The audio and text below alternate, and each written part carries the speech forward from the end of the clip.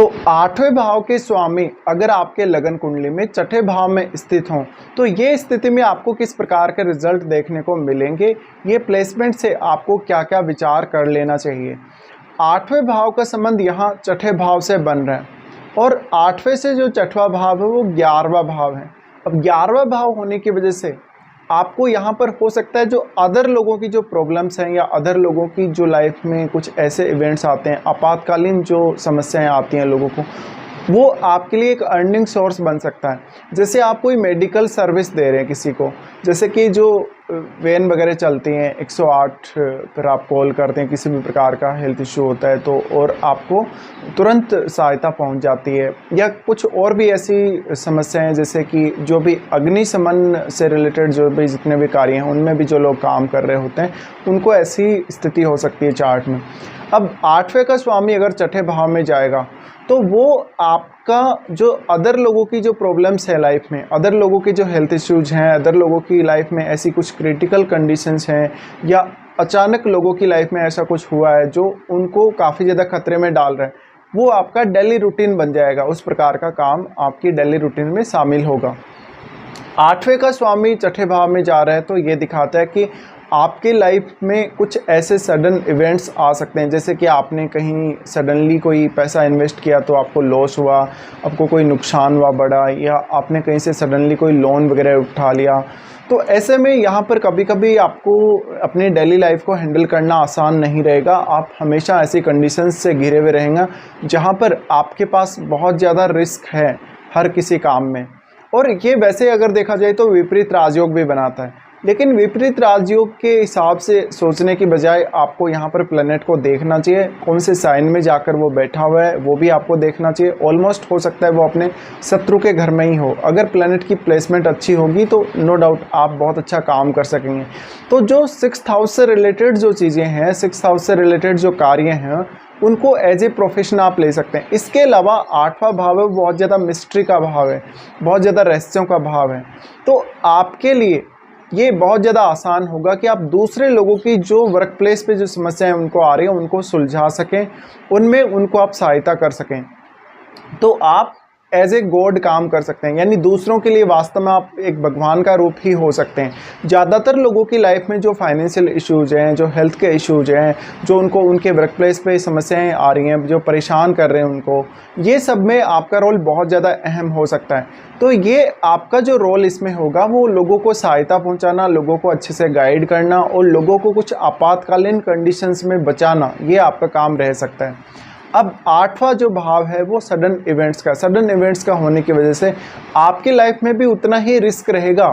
आठवें भाव के स्वामी के छठे भाव में जाने की वजह से। तो हमेशा आपको खुद को भी प्रोटेक्ट करना पड़ेगा, खुद को भी आपको बचाना पड़ेगा और दूसरों के लिए भी आप इसी प्रकार से काम कर रहे हैं। अब आप ये देखें कि क्योंकि आठवें भाव का स्वामी छठे भाव में चला गया तो छठा भाव आठवें से 11वां है। 11वां होने और विपरीत राजयोग बनने की वजह से आपका हमेशा ही कुछ ना कुछ ऐसे कामों से आपको अर्निंग होगी या ऐसे कामों से आपको लाभ होगा जहां पर आप कोई ना कोई समस्या को सॉल्व कर रहे हैं या कोई ना कोई समस्या का निदान ढूंढ पा रहे हैं। तो ये स्थिति आपके लिए दूसरे लोगों की समस्याओं पर काम करने, दूसरे लोगों की समस्याओं के मामले में रिसर्च करने, या जैसे मान लीजिए आपने कोई ऐसा स्टडी करा, जैसे जो लोग फ़िलहाल जैसे 9 to 5 जॉब कर रहे होते हैं कंटिन्यूसली, उनकी हेल्थ के ऊपर आपने कोई स्टडी करा, कोई रिसर्च करा, या उनकी जो डेली लाइफ है, उनका जो फाइनेंशियल कंडीशन है उसके ऊपर आपने कोई रिसर्च करा, ऐसा हो सकता है। अब मोस्टली क्योंकि आठवां भाव है वो मृत्यु से जुड़ा हुआ भाव है और मृत्यु से जुड़ा हुआ भाव होने की वजह से यहाँ पर आठवां और छठवां भाव एकदम कोरिलेटेड हैं कुछ मामलों में। ऐसी कंडीशन में यहाँ पर